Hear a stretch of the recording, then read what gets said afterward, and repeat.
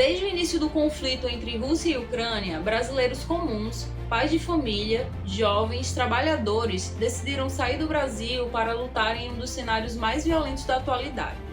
Alguns acreditavam que ficariam longe da linha de frente. Outros achavam que iam ganhar dinheiro e formar família em outro país. Mas a guerra não respeita planos. O que faz uma pessoa sair aqui do Brasil e defender outro país em uma guerra? Seria coragem, desinformação, influência das redes sociais ou promessa de dinheiro? Neste vídeo você vai conhecer as histórias reais de 6 brasileiros que foram para a guerra da Ucrânia e infelizmente perderam suas vidas. Quando a Ucrânia abriu espaço para voluntários estrangeiros em 2022, milhares de pessoas do mundo inteiro se apresentaram, entre elas centenas de brasileiros. O Brasil nunca enviou tropas oficialmente à Ucrânia, mas indivíduos por conta própria compraram passagens, atravessaram fronteiras e se alistaram. Aqui entra um ponto importante. O governo brasileiro não acompanha esses voluntários. Quando algo dá errado, é a família quem tem que resolver sozinha. Segundo Itamaraty, o número de brasileiros mortos em combate na guerra da Ucrânia com a Rússia é de pelo menos 12. Mas esse número não inclui desaparecidos, voluntários irregulares e mortes não comunicadas. Especialistas estimulam que esse número pode ser muito maior. Entre 40 e 50 brasileiros podem já ter perdido a vida em combate. A diferença entre o número oficial e os números que são divulgados é enorme. Só aqui nesse vídeo eu vou contar 6 casos de brasileiros que perderam a vida recentemente em combate. Gustavo Rodrigo Faria Mazzocato tinha 26 anos, era natural de Curitiba, pai de um menino de apenas 3 anos. Ele morava em Brasília quando decidiu ir para a guerra. Gustavo se alistou para lutar na guerra da Ucrânia, acreditando que atuaria na artilharia, longe do combate direto. Mas ao chegar na região de guerra, tudo mudou. Ele foi designado para a infantaria, para a linha de frente, o combate direto. Segundo a esposa, o casal mantinha contato semanal. Conversavam sempre que possível. A última conversa aconteceu no fim de dezembro de 2025. Depois disso, silêncio total.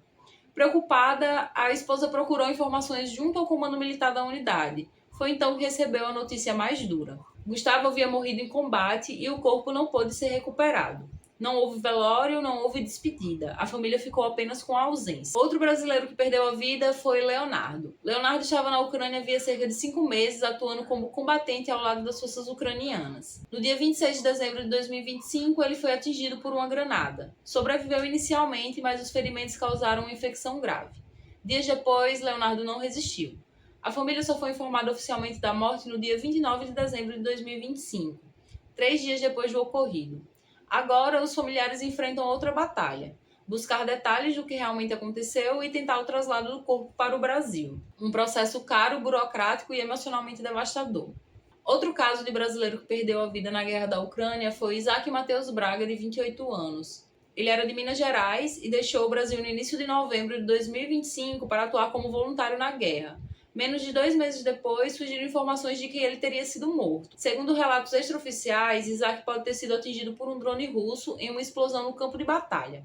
A informação ainda não foi confirmada pelo Itamaraty, mas amigos e conhecidos relatam que ele teria sido enviado para o que soldados chamam de moedor de carne, que são regiões de combate intenso com altíssimo risco de morte. Durante sua passagem pela Ucrânia, Isaac postava nas redes sociais. A última publicação foi em 9 de dezembro de 2025. Depois disso, nada mais. Isaac era apaixonado por airsoft e ciclismo, um jovem comum com hobbies, sonhos e amigos. Daniel Lucas, de 32 anos, também morreu em combate na guerra da Ucrânia. Ele havia deixado o Brasil no dia 12 de agosto de 2025 e, segundo a esposa, ele se voluntariou pela emoção de fazer o bem e também por razões financeiras, já que lhe foi prometido um salário de R$ 25 mil por mês. Daniel vivia com a família em Campinas, no interior de São Paulo, e trabalhava como um vendedor de carros antes de embarcar para a Ucrânia. Ele deixa 2 filhos e a companheira com quem viveu por 8 anos. A esposa afirma que a família não chegou a receber o valor mensal completo e que nos últimos 2 meses não recebeu dinheiro algum. Há pouco mais de um ano, Luiz Felipe Vieira, de 27 anos, havia se alistado para lutar ao lado das tropas ucranianas contra a invasão russa, enfrentando uma realidade que o colocou a mais de 10 mil quilômetros longe de casa. Determinado e motivado pelo desejo de ajudar pessoas, o jovem decidiu atravessar o oceano para atuar em um conflito que, embora não fosse seu, representava para ele uma missão de coragem, proteção e humanidade. Luiz Felipe se mudou para a Ucrânia em 2024, passando a defender a integridade territorial e a soberania do país atacado pelos russos. Outro brasileiro que perdeu a vida foi Tiago Bulhões, de apenas 23 anos. Ele era paraibano e se alistou como voluntário para lutar na guerra. Morreu durante um ataque militar russo feito com drones. Tiago tinha 2 filhas, trabalhava em uma escola municipal de Santa Rita e morava no bairro Várzea Nova. Ele teria recebido uma proposta para combater na guerra para ganhar 60 mil euros e há 3 meses viajou para a Ucrânia. Esses 6 casos têm algo em comum. Nenhum desses 6 homens era obrigado a estar ali e eles se expuseram a um risco extremo. Muitos voluntários estrangeiros recebem pouco treinamento e já são colocados na linha de frente de combate, muitas vezes com equipamentos limitados e com a barreira do idioma. A guerra não perdoa erros e para quem não tem experiência, o risco é real. Você acha que essas pessoas são heróis ou vítimas? Afinal, o que faz uma pessoa deixar famílias e amigos para trás e defender outro país em uma guerra? O que você acha que está por trás dessa decisão? As respostas para essas perguntas raramente são simples. Para alguns, trata-se de convicção política, a crença de que a invasão russa representa uma ameaça a valores como soberania, autodeterminação e democracia. Para outros, é uma identificação pessoal com a Ucrânia, construída por laços familiares, amizades, histórias ou mesmo pela comoção diante das imagens de cidades destruídas e civis deslocados. Há também quem veja nessa escolha uma forma extrema de dar sentido à própria vida. Ex-militares, agentes de segurança ou civis treinados relatam a sensação de que suas habilidades fazem mais sentido em um cenário onde cada decisão pode salvar vidas. Não se trata necessariamente de romantização da guerra. Muitos chegam com expectativas idealizadas e rapidamente se confrontam com o medo, o frio, a exaustão e a perda. O contraste é brutal. Brasileiros acostumados ao calor, à informalidade e à língua portuguesa passam a viver sob alertas de mísseis, comunicação em idiomas estrangeiros e regras rígidas de sobrevivência. A guerra impõe uma pedagogia cruel, ensina rápido, cobra caro e não oferece garantias. Alguns retornam marcados física e psicologicamente, outros não retornam. Esses voluntários ocupam um espaço ambíguo. Para uns, são solidários internacionais movidos por princípios.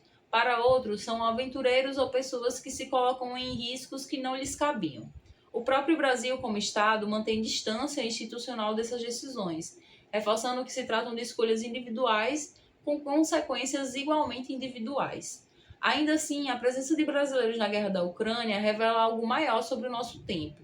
Vivemos em uma era em que conflitos locais ganham dimensão global instantânea, em que narrativas cruzam fronteiras com a velocidade das redes e em que identidades políticas podem se sobrepor às nacionais. A guerra deixa de ser apenas deles e passa a ser percebida como nossa, ao menos no campo simbólico. No silêncio que vem depois das batalhas, quando o barulho das explosões dá lugar ao peso da memória, resta uma pergunta que não aparece nos discursos oficiais. O que acontece com quem atravessou o mundo para uma guerra que não era sua? Para os brasileiros que foram à Ucrânia, o retorno, quando há retorno, nunca é completo. Parte deles fica lá, nas estradas destruídas, nos companheiros que não falavam português, nas escolhas feitas sob pressão extrema. Ir à guerra, nesse caso, não é apenas pegar em armas, mas assumir o risco de nunca mais enxergar o mundo, nem a si mesmo, da mesma forma. Eu sou Manu Diniz e aqui no canal eu conto histórias e crimes reais. Se você gosta desse tipo de conteúdo, considere se inscrever e fazer parte da nossa comunidade. Agradeço por você assistir o vídeo até aqui e até o próximo caso.